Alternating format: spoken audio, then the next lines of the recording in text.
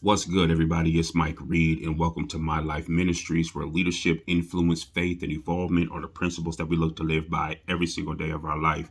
And by us living those principles, it helps us to help you to become motivated young leaders that implement faith every day in their lives as well.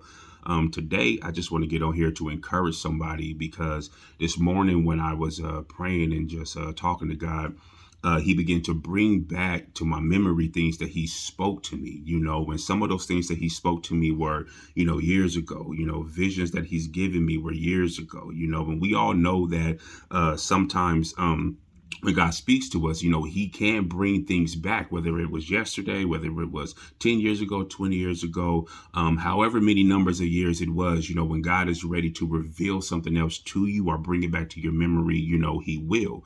And a lot of times we forget what God has spoke to us on, which is an answer for some of the things that we're going through right now, or it may be an instruction, or it may be, a direction. And we forget about that because we allow the things of this world, we allow life, we allow situations and problems and circumstances to cloud our mind, cloud our judgment, cloud our behavior to the point to where we forget about what God has spoke to us then. So when God came and he was speaking to me this morning, I just want I want people to picture yourself on this road with God. Picture yourself on this road with God, and on this road with God is it's a beautiful road, and on this road, I mean, it's the view of it is amazing, like you've never seen a view. Think about the most amazing view that you've ever seen in your life, and think about it as being a 1 out of 10 compared to the view that God is showing you of this journey that you're going on this road that you're going on, and at the beginning of your journey, think about it. When you decided to make the step to say, Lord, I'm going to serve you wholeheartedly. I'm going to do everything that I can possible to walk the way that you want me to walk. I'm going to be honest with you. I'm going to live life pleasing to you, Father God. These are these commitments, and these are the connection that you made with God at the beginning of your journey to say, Lord, I'm going to follow you. I know that I may make mistakes. I know that I may mess up, but on this road, I know that I'm never going to let go of your hand, and I'm never going to walk away from you, even in my mistakes, because I know that you're going to bring me out and everything is going to be for my good. And you made that commitment to walk with God. And before God decides to take you on this journey, on this beautiful road with this beautiful scenery in front of you, he shows you it perfectly. He shows it to you perfectly. But then he begins to show it to you. And when you see in front of you, all you see is this land. And this land is just as far as the eye can see. And by it being as far as the eye can see, all it is just soil. And that soil that's on there is some of the most beautiful soil that you could ever think of. I mean, like you could plant and grow whatever it is that you want to grow into this soil. It's that beautiful when it's that perfect. And God shows it to you to the point to where all you see for miles upon miles is just plowed land. And it's already ready for you to go in there and just plant these seeds. And the only way that those seeds come is through the journey that you're walking with God. So as God begins to show you this land, you begin to look at it and you're in amazement, because you're like, God, I see this land, I see the land that's plowed, and then you begin to say, well, what am I supposed to do with it? And so as God begins to take you on your journey in your life, as you begin to walk with God on this journey, God begins to let you know that I'll give you houses that you didn't build. I'll give you land that you didn't plow. I'll give you more than you can imagine. I'll open up the windows of heaven and pour out a blessing on you so big that you won't have room enough to receive.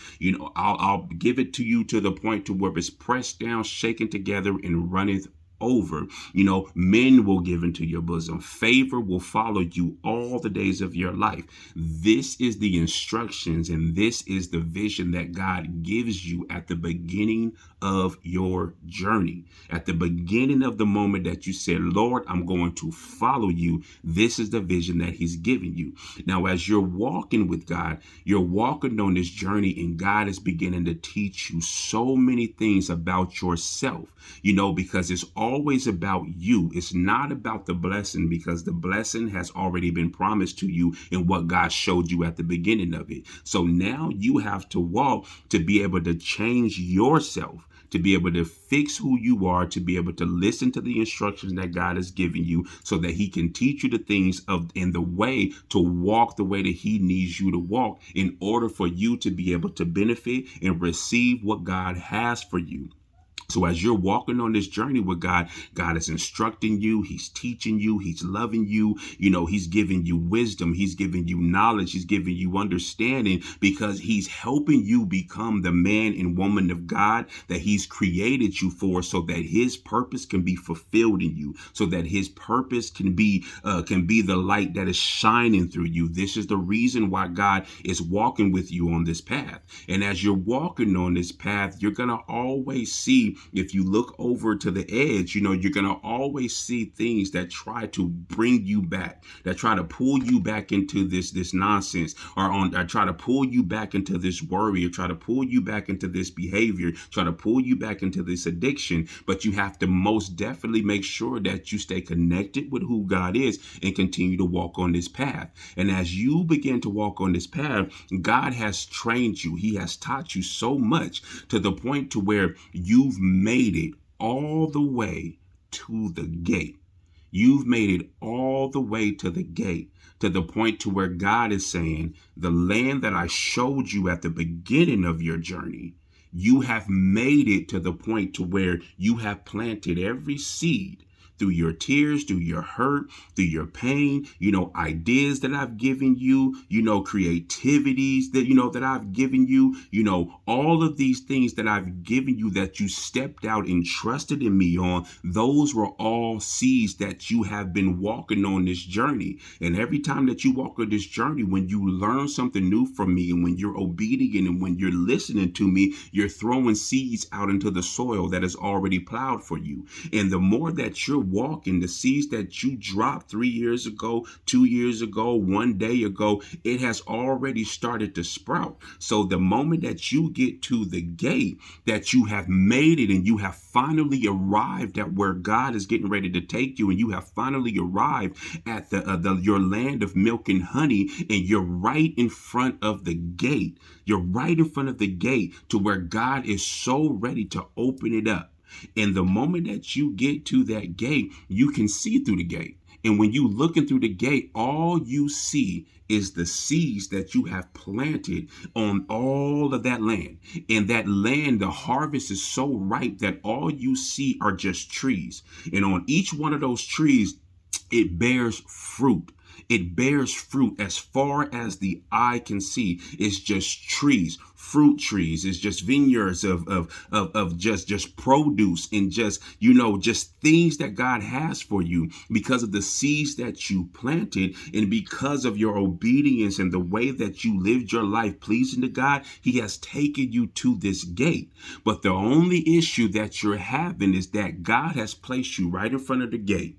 And he's letting you know that in order to enter the gate, so you can be able to receive your bounty, for you to be able to receive your fruitfulness, for you to be able to receive your good land, for you to be able to receive your milk and honey, for you to be able to receive your goodness and your and the mercy and the favor that he has for you, you have to be able to cut off all of the things that have been holding you back. You have to literally understand that going through that gate is your new season. And as you walk into your new season, you cannot take things of old with you. And the enemy knows that you're getting ready to walk into that gate, that the key that God has for you, that he's handed it to you. All you have to do is put it in there, open it up, and you walk in there. And once you walk in there, God closes the gate behind you, and there's nothing that can keep you from that.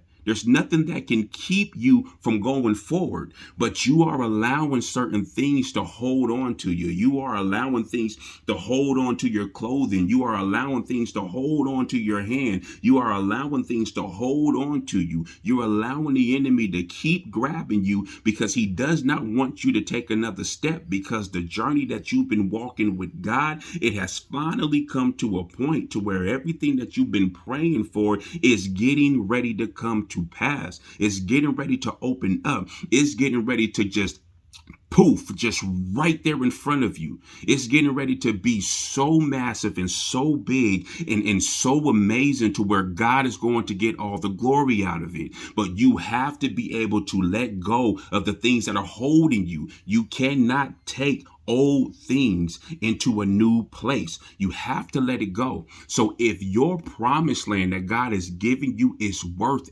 anything, and if you trust that God is going to walk with you through that, if you trust that God is going to help you out in that moment, then you have to be bold enough to let it go, because you are entering into the gate of your land of milk and honey. And I know that there's people out there that sense that they are seeing the small miracles in the details of what God is doing for you in your life, because just a month ago you were behind on some things. Just a month ago you were going through hell. You were going through all of these situations to where you felt like, God, I don't know what to do. And then all of a sudden you're beginning to see certain doors opening up. And the reason why is because you are right in front of the gate of your promised land. You are right there. So anybody that is listening to this message, if it is touching your spirit and you know that God has been speaking to you on that, let go of anything that is not like God. Let go of the mindset, let go of the issues, of the problems, whatever it is, let it go, because God is giving you the key, and your land of milk and honey is right in front of you, and nothing will ever be able to take you away from that land. So be blessed in everything that you do. Let go of the things that are holding you. Do not let the enemy distract you in any kind of way. This is the moment. This is the opportunity for you to be able to willingly walk into the gate that God has for you, because as far as the eye can see is fruitfulness. And this is your season. This is your time. So let go of the old as you walk on this journey with God, because God is taking you through the gate. He's taking you through the gate, and I know that you can see it. So just don't be a person that can see it. I want you to be a person that can experience it. So be obedient to who God is. Trust in his word. Trust in his way. You've made it this far on the journey, through hell and back, and you finally made it to the gate. So let God give you the key. Turn the key so you can open it up, and you go in there so God can turn it and close it behind you, and the enemy will never be able to bother you again. So you are at the gate. Be blessed in everything that you do. I just wanted to get on here and encourage somebody. You guys stay focused, stay blessed, be encouraged, and God is with you. You guys have a wonderful and a blessed day.